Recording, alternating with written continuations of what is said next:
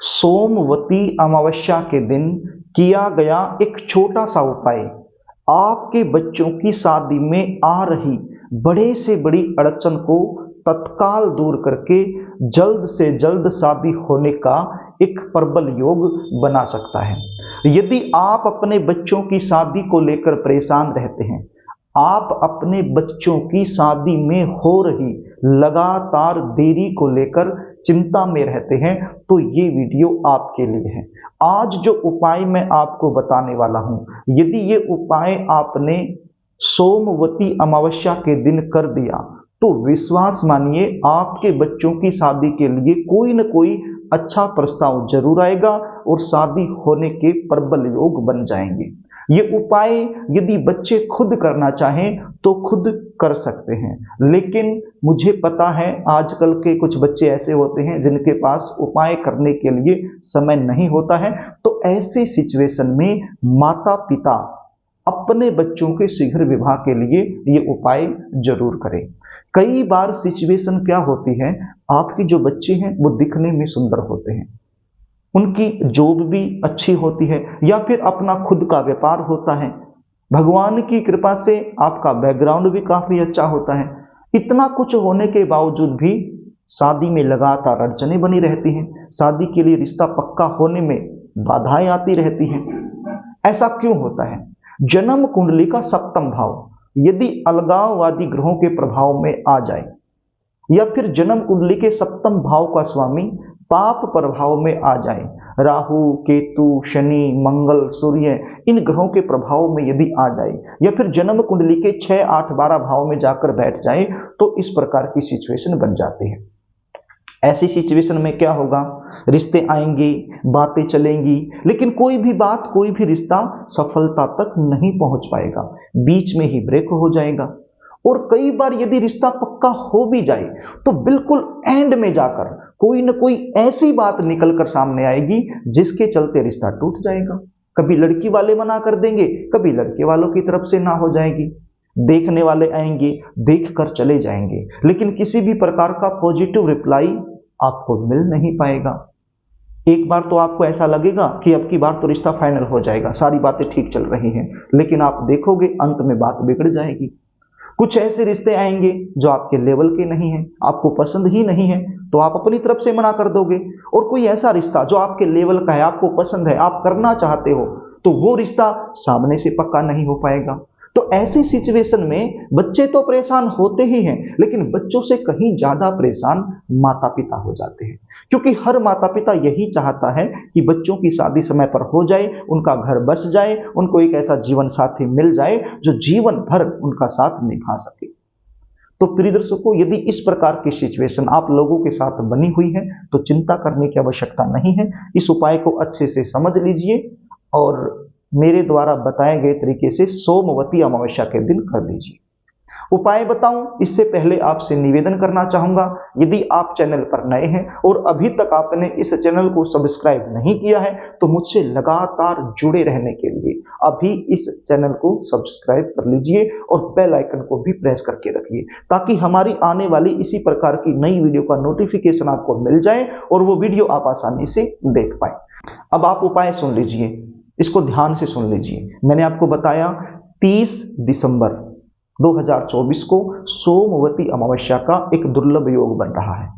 इसी दिन ये उपाय आपने करना है और सुबह के समय करना है। सुबह का मतलब 11 या 12 बजे से पहले पहले आपने ये उपाय कर देना है। यदि आप इस उपाय को 7, 8, 9 इस समय के लगभग करोगे तो अति उत्तम है। यदि इस समय नहीं कर पाते हैं तो फिर 11, 12 से पहले पहले भी आप इस उपाय को निपटा सकते हो, कर सकते हो। ये उपाय करने के लिए आपके पास सामग्री क्या होनी चाहिए उसको आप नोट कर लीजिए। आपके पास 2 लौंग और 2 इलायची, सारी चीजें आप नोट कर लीजिए, बाद में आप भूल जाओगे। क्या क्या चाहिए? 2 लौंग और 2 इलायची और एक शुद्ध देसी घी का दीपक, और दीपक के अंदर लंबी वाली बत्ती, लेटी हुई बत्ती। अब ये दोनों लौंग और दोनों इलायची दीपक के अंदर ही डाल लीजिए। अब दीपक यहां पर मिट्टी का भी ले सकते हो और आटे का भी बना सकते हो, समझ रहे हैं आप? मिट्टी का भी ले सकते हो, आटे का भी बना सकते हो। लेटी हुई लंबी बत्ती होनी चाहिए और उस दीपक में 2 लौंग 2 इलायची आप डाल लीजिए। ये दीपक तैयार हो गया। और क्या चाहिए? पतासे आपके पास होने चाहिए। अब ये पतासे क्या होते हैं, मैंने स्क्रीन पर फोटो दिखाया है। मैंने स्क्रीन पर फोटो क्यों दिखाया है? क्योंकि इनको अलग अलग जगह पर अलग अलग नाम से जाना जाता है। हो सकता है कि आपके वहां कुछ और इनको कहा जाता हो, इसलिए मैंने फोटो दिखा दिया है। आप देखोगे तो समझ जाओगे, कंफ्यूज नहीं होगे। तो ये चाहिए। कितने चाहिए? आपका जो बच्चा है उसकी उम्र के बराबर के। वर्तमान समय में जो उम्र आपके बच्चे की चली हुई है, चाहे वो लड़का हो या फिर लड़की हो। सपोज कीजिए आपका जो बच्चा है वो 25 साल का होकर 26वें साल में चला हुआ है, तो पतासे कितने लेने होंगे? 26 लेने होंगे। सपोज कीजिए 29 साल का हो गया है और 30वें साल में अभी चला हुआ है, तो 30 लेने होंगे। यानी कि जिस उम्र में अभी चला हुआ है उसी उम्र के बराबर आपने पतासे लेने हैं। और क्या चाहिए? एक स्टील का लोटा आपके पास होना चाहिए। अब ये स्टील का लोटा क्या होता है ये भी आप देख लीजिए स्क्रीन पर। आकार कोई भी हो सकता है, छोटा भी हो सकता है, बड़ा भी हो सकता है, लेकिन स्टील का ही होना चाहिए। स्टील का नहीं है तो फिर सिल्वर यानी कि चांदी का भी आप ले सकते हो। तांबे का नहीं लेना, पीतल का भी नहीं लेना। तांबे और पीतल को छोड़कर कोई भी आप ले सकते हो। अब इस लोटे में सबसे पहले आपने गंगा जल डालना है। यदि गंगा जल आपके घर में अवेलेबल है तो डाल लीजिए थोड़ा सा गंगा जल, और यदि अवेलेबल नहीं है तो मार्केट से मिल जाता है आजकल, तो थोड़ा सा गंगा जल सबसे पहले आप इसमें डाल लीजिए। उसके बाद इसमें शुद्ध जल डाल लीजिए, जो सामान्य जल जो हम पीते हैं घर में, शुद्ध साफ सुथरा जल इसमें आप डाल लीजिए। उसके बाद थोड़ा सा कच्चा दूध आपने इसमें डालना है। अब ये कच्चा दूध गाय का भी हो सकता है और पैकेट वाला भी हो सकता है। अब जहां पर गाय का दूध मिल जाए तो अति उत्तम है, तो आप गाय का दूध डाल लीजिए बिना गर्म किया हुआ, जरा सा डालना है। और यदि गाय का नहीं मिल पाता है तो फिर बाजार से जो पैकेट वाला दूध मिलता है वो भी आप डाल सकते हैं। और क्या डालना है? एक चुटकी काले तिल इसमें डालने हैं। और क्या डालना है? एक चुटकी हल्दी इसमें डालनी है। और क्या डालना है? एक गुड़ का छोटा सा टुकड़ा आपने इसमें डाल लेना है। तो ये सारी चीजें डाल लीजिए और इसको अच्छे से मिक्स कर लीजिए चम्मच की सहायता से। अब ये जो सामग्री मैंने बता दी, ये सारी सामग्री आपने इकट्ठी करके नहा धो करके साफ सुथरे वस्त्र पहनकर, आपके आसपास कोई पीपल का पेड़ जरूर होगा, उस पीपल के पेड़ के पास चले जाना है। बच्चे खुद भी कर सकते हैं और माता पिता भी कर सकते हैं। एक बार फिर आपको बता देता हूं। अब आपके आसपास कोई भी पीपल का पेड़ हो वहां पर आप चले जाइए। पीपल के पेड़ के नीचे जाकर दक्षिण दिशा की तरफ अपना मुख कर लीजिए, अपना फेस साउथ जोन की तरफ कर लीजिए। और पीपल के पेड़ की जड़ में ये जो जल मैंने बताया लोटा पानी का, ये आप सींच दीजिए अपने पितरों का ध्यान करते हुए। आपके जो पितृगण हैं, पितृगण यानी कि आपके ऐसे पूर्वज जो अब इस धरती पर नहीं है, जो जा चुके हैं भगवान के चरणों में, तो उनका ध्यान आप कीजिए और पीपल के पेड़ में इस पानी को छोड़ दीजिए।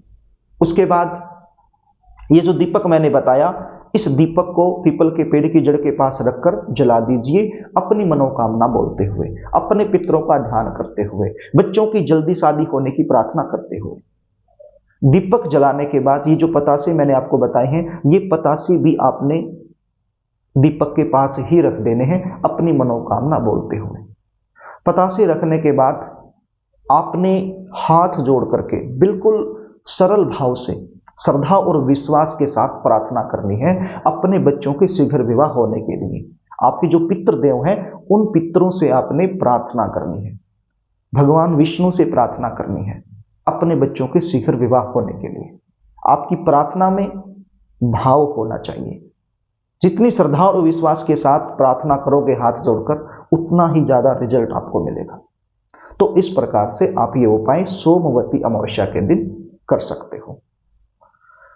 यदि आप अपने बच्चों की जन्म कुंडली का विश्लेषण मुझसे करवाना चाहते हो, शादी कब होगी, शादी कहाँ होगी, कौन से साल में, कौन से महीने में, कैसे परिवार में, शादी के बाद का जीवन कैसा रहेगा, शादी में देरी क्यों हो रही है, कुंडली के आधार पर जल्दी शादी होने के लिए विशेष रूप से आपको क्या करना चाहिए, क्या नहीं करना चाहिए, यदि ये सारी जानकारियां आप मुझसे लेना चाहते हैं तो स्क्रीन पर दिए गए व्हाट्सएप नंबर पर आप अपने बच्चों की जन्म डिटेल लिखकर मेरे पास भेज सकते हो और जन्म कुंडली का साइंटिफिक तरीके से सटीक विश्लेषण करवाकर मुझसे संपूर्ण जानकारी आप प्राप्त कर सकते हो।